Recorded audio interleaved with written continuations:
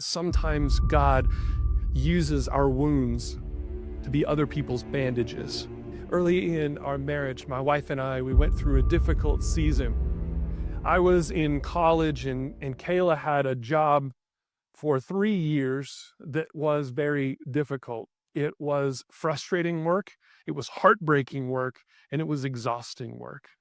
Many times it just felt like a slog to simply survive the week.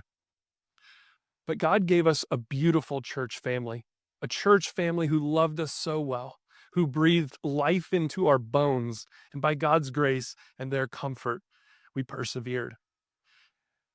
Not long after that, we had a dear friend who experienced a similar challenge. Years of difficulty at a difficult job, at that time at a difficult church, and drawing on what God had taught us, drawing on the comfort that we had received, we were able to comfort her, to be there for her, to hear her. We were blessed to be able to walk through that journey with her. At one point, I said to her, referencing our sufferings, just reflecting on my own suffering, our suffering, I said to her that sometimes God uses our wounds to be other people's bandages. Well, it turns out I was about half right. You see, friends, it's not our wounds that God uses. It's the bandages of his grace. It is the ways that God ministers to us, the ways that which God ministers to us, that then we are equipped to minister to others. The comfort that he gives you is the comfort that you have to offer.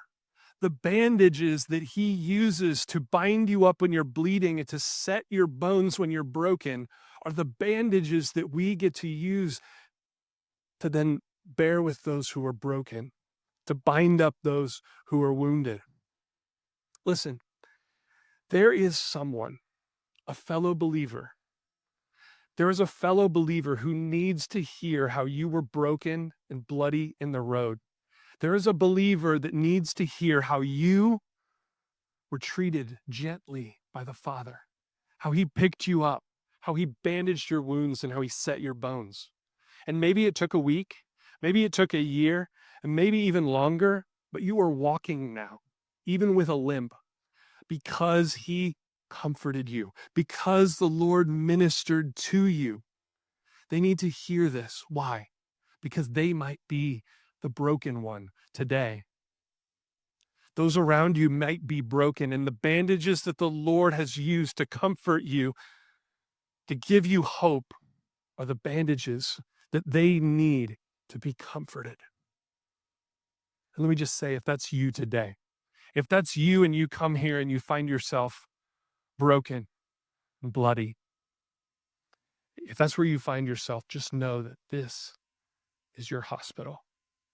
Around you are brothers and sisters right now who bear in their bodies and in their spirits the wounds of affliction.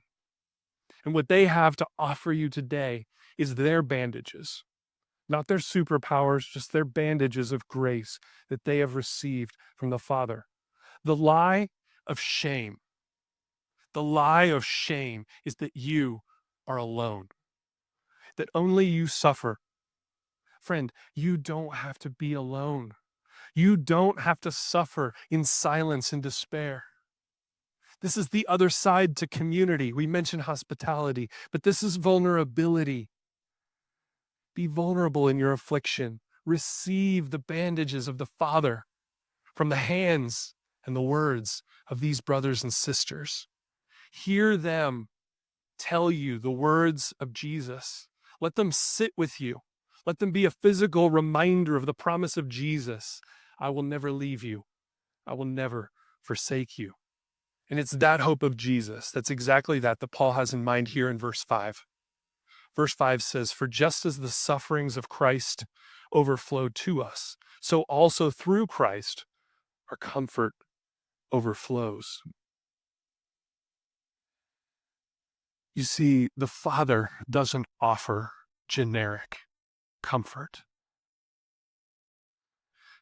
Our comfort is guaranteed because of the sufferings of Jesus. Are you listening? Jesus doesn't give cheap comfort. John 14:27, Jesus says, "Peace I leave with you. My peace I give to you. I do not give to you as the world gives. Don't let your heart be troubled or fearful." What is the peace of the world? You've gotten it before, haven't you? What is that peace? The peace of the world is the fleeting comfort of sin. It's the fleeting comfort of empty words and broken promises. It's the fleeting comfort of temporary security or prosperity.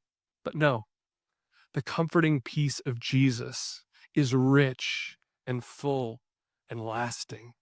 You can be sure the comforting peace of Jesus is not cheap because it cost Jesus so much to purchase. The comforting peace of Jesus overflows to you right now, today, where you sit, because he has already bought it. He doesn't have to go get it because he bought it for you on the cross. In his suffering, in his death, and in his resurrection, he bought for you comfort and peace.